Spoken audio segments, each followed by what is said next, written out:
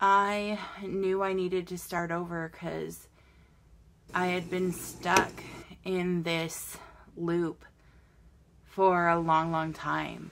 I knew if I didn't start that it would be another day of, I will start tomorrow. Usually after I've binge eaten, I don't get on the scale for weeks because I have in my mind, oh, I'm going to get back to where I was. And so getting on the scale and seeing that number, how did I feel when I saw that number on the scale? I had to get on twice because I couldn't believe that that number was so high. And the reason for that is because just a few months ago, I was 20 pounds lighter.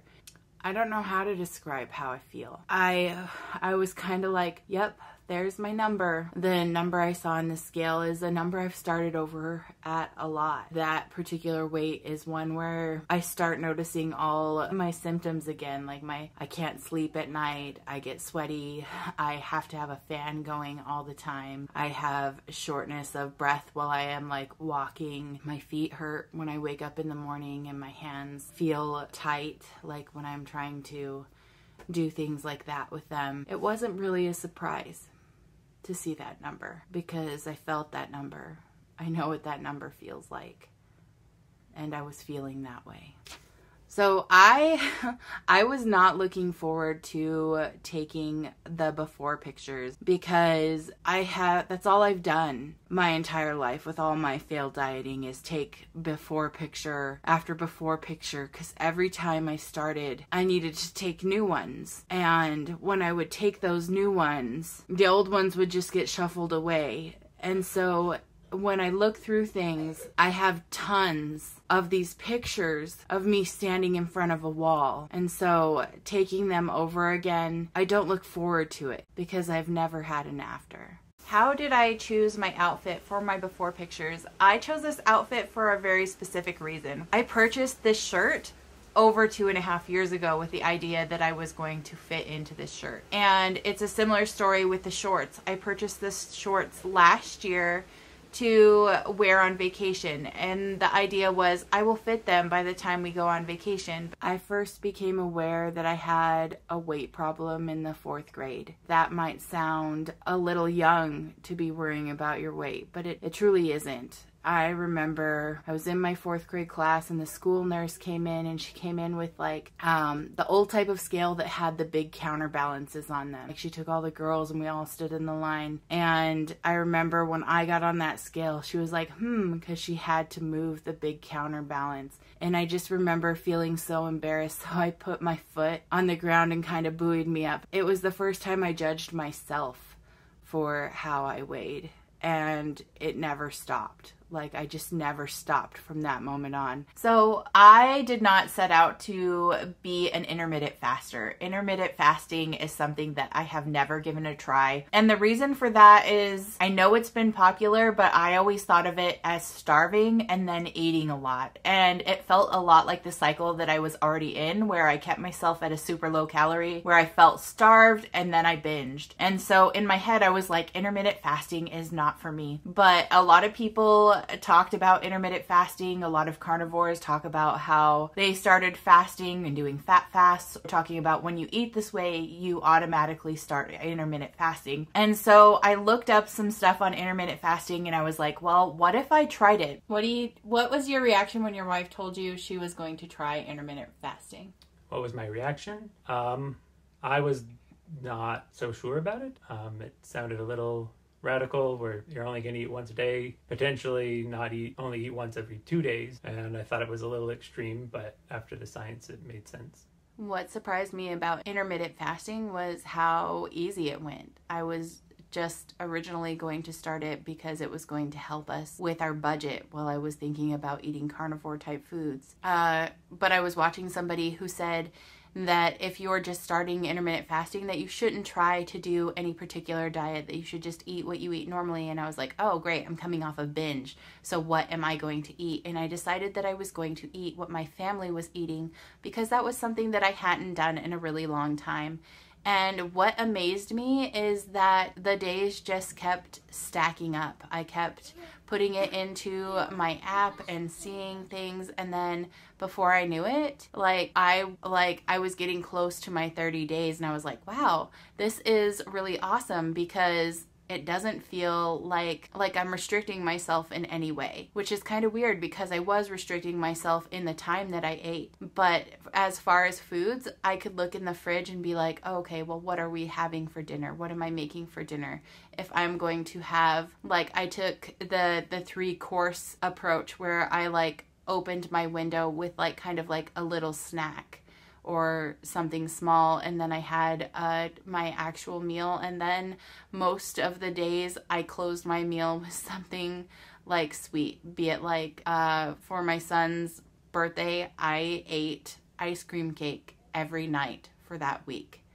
For Valentine's Day, we made fondue, which actually turned into ganache, but I ate that and I didn't feel guilty. I ate at McDonald's.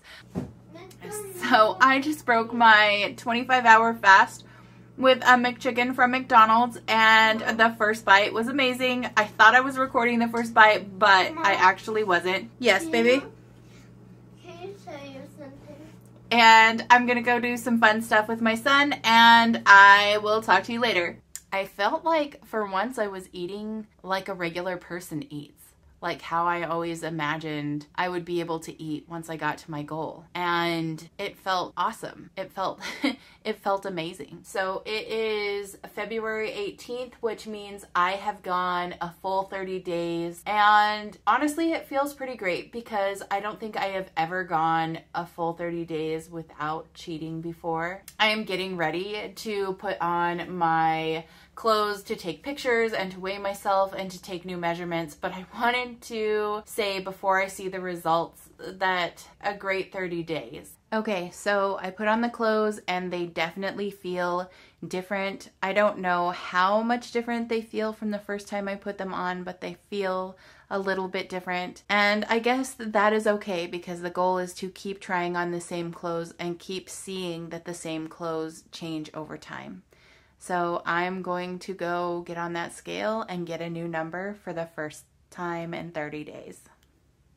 So how did I feel when I saw that number? There is a part of me that is super ashamed to admit this, but I was hoping for more. I had this magical number built up in my head.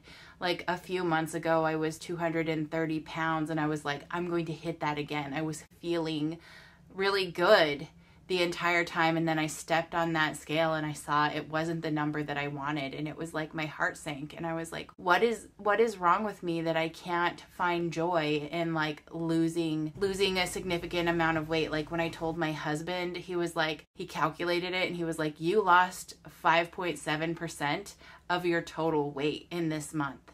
He's like, you ate regular food. You ate with us this entire month and you still lost a lot of weight. Why can't you be happy? And I don't know. I don't know why I can't be happy with this victory, because that's what it is. It is a victory. I did do good. I went the longest I have ever gone without cheating. I didn't have a single binge this entire time.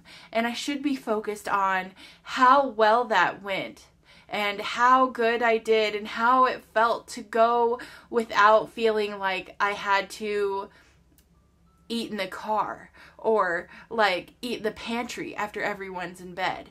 I should be happy that I was able to do those things because those are big things for me.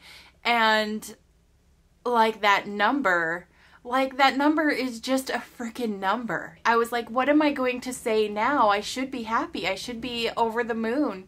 And he's like, talk about this. Talk about how you don't know why this isn't enough. I think that this isn't enough has been something I've been chasing my entire life. I've never been happy where I was, and I was always striving towards the next goal, towards the next thing. I was always, oh, when I lose 10 pounds, that'll be enough. But when I reached there, it wasn't enough. And so I was like, oh, if I can lose another 10 pounds, if I can lose another 5 pounds. And so I never really celebrated my accomplishments. It was always like, oh, well, I can do better. I will feel better when I get here, when I get somewhere else. And I think the truth is, reaching our goals isn't going to make us happy, because if I can't be happy during the process, how do I expect to be happy when I reach my goal? I'm not going to be a different person. I'm not suddenly going to be somebody new. And that's hard. Accepting that is hard. So how has intermittent fasting been different than other diets your wife has tried? How has it been different? It has definitely improved her mood and her patience, and as well as her motivation. She's spent a lot more time doing things that she's always wanted to do, while also still doing the things that she likes to do.